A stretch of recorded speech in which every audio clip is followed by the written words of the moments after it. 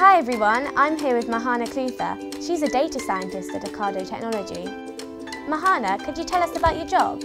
My job is all about working out what customers want to buy before they know themselves.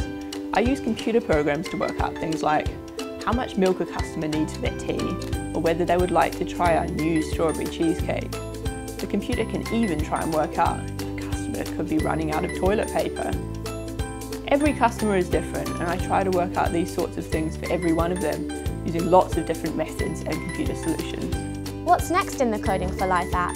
You're about to start learning how to use repeat functions. These let you instruct a computer to do the same thing over and over again. If you or I had to run around the playground 4 times, we'd probably get really bored and really tired doing the same thing again and again. Computers never get bored and they never get tired. That's one of the best things about them. Perfectly happy to repeat the same thing however many times you tell them to. This is great, as it means computers can do the same tasks millions of times and do them perfectly every time. Here you'll be using repeat functions to instruct the van to move forward the right number of times to get to the house.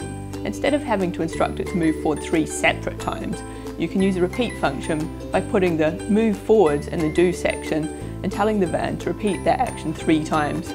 This makes your instruction to the van simpler and shorter, which is very helpful for when the van has to go a lot further to reach the house. Thanks Mahana, I can't wait to try this out. Repeat functions seem really useful. Do you find them useful? See you next time.